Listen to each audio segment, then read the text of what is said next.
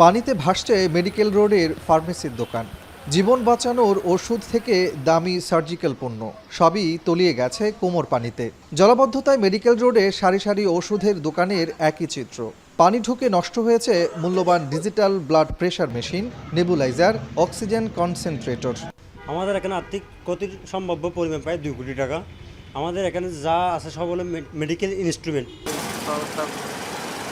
একই চিত্র নগরীর প্রবর্তকে রবিউলের খাবারের দোকান। জীবনের অর্জিত পুঁজি এক করে 2 বছর আগে দোকানটি চালু করেন এই ক্ষুদ্র উদ্যোক্তা। গত 2 দিনের জলাবদ্ধতায় তার স্বপ্ন ভেস্তে গেছে পানির নিচে। নষ্ট হয়েছে দোকানের রাখা আসবাব, মালামাল। নোভা এলইডি টিভি, ঝকঝকে ছবি, নিখুঁত শব্দ, 5 বছরের ওয়ারেন্টি। নোভা মানে সঠিক মান, নিশ্চিত সেবা। 2 দিনের জলাবদ্ধতায় ব্যবসার পুঁজি হারিয়ে দেশেহারা এই ব্যবসায়ী। এরকম কোনো পুঁজি নেই, এখন সব নষ্ট হয়ে গেছে। যা পুঁজি ছিল বেশিরভাগ নষ্ট হয়ে গেছে। প্রায় 30 লাখ টাকার মতন আমরা ক্ষতিগ্রস্ত হয়েছি। বৃহস্পতিবার পানি নামার পর স্পষ্ট হয় ক্ষয়ক্ষতির চিত্র। একজন ক্ষুদ্র উদ্যোক্তা বা দোকানির নিঃস্ব দশা।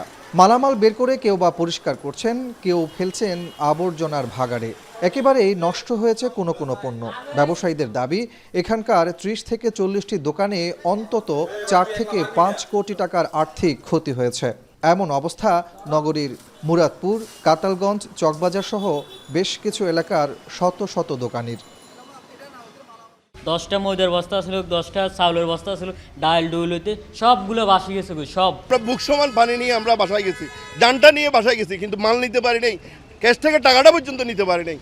নগরীতে প্রতিবছর ভবন, অবকাঠামো, ব্যবসা কিংবা ক্ষুদ্র উদ্যোক্তাদের এমন ক্ষয়ক্ষতি হলেও এ নিয়ে কোনো গবেষণা বা পরিসংখ্যান নেই কোনো সংস্থার। নেই তাদের ক্ষতিপূরণের ব্যবস্থাও।